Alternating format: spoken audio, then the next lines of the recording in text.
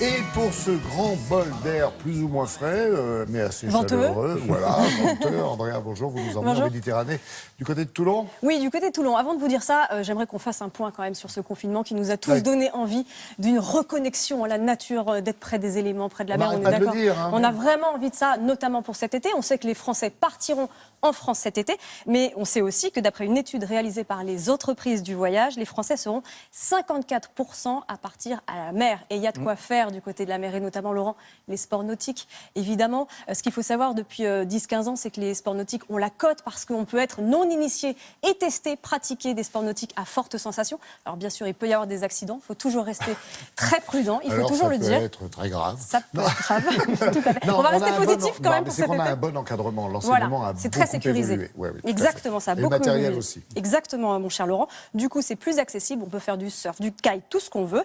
Je vais vous donner ce matin un avant-goût de vos vacances, je l'espère, en partant du côté de la plage, la très belle plage du Mourillon à Toulon. Magnifique endroit. Là-bas, l'école de voile a rouvert depuis le 11 mai dernier et les petits élèves étaient pressés de reprendre la mer. Regardez.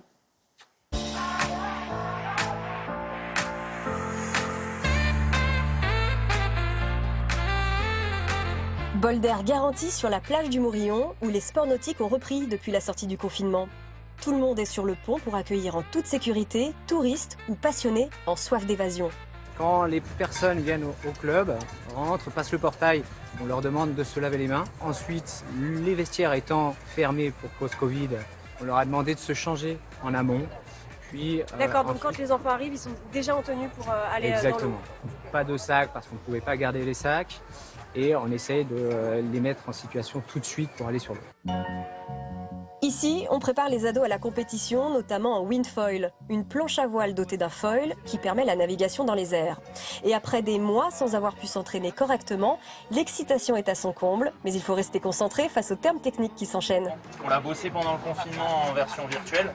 L'objectif, c'est que si vous repérez des adonnantes, des refusantes, vous soyez capable de choisir votre trajectoire par rapport à ça. Physiquement, ils sont bien parce que pendant toute la période du confinement, je leur ai conçu des séances de prépa physique tous les jours, sans aller en mer, à la maison, avec des bouteilles d'eau, des chaises, compagnie.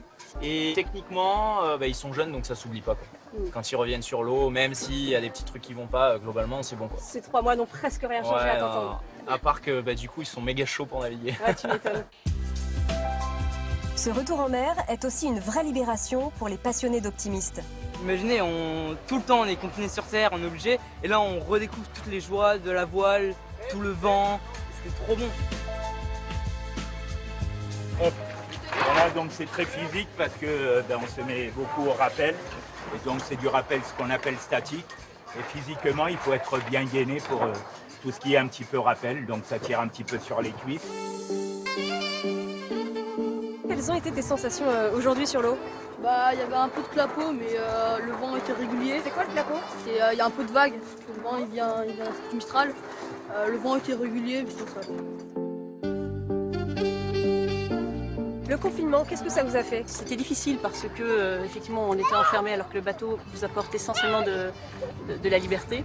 Qu'est-ce que vous aimez dans ce sport et quelles valeurs ça véhicule ? Ça apporte l'esprit d'équipe, l'autonomie, voilà, et c'est une vraie pour moi école de la vie. Bon, c'est vrai que la voile légère classique, ça fait toujours envie aux plus anciens, voyez-vous. Mais il ne faut pas oublier que la mode est quand même à la vitesse pour les jeunes qui cherchent beaucoup les sensations de glisse. Et pour eux, il y a les foils. Grâce aux foils, tout à fait. Alors, pour reprendre l'exemple de ce qu'on avait dans le reportage, on a filmé le windfoil. En fait, c'est comme une planche à voile, mais la planche, elle n'est pas au contact de l'eau. C'est le foil qui est placé sous la planche, qui est immergé dans l'eau. Exactement. Donc, une sorte d'ascenseur social. Oui, si vous voulez. On surfe sur en les tout cas, vagues on a la différemment. sensation de planer. C'est vraiment ça l'idée du windfoil.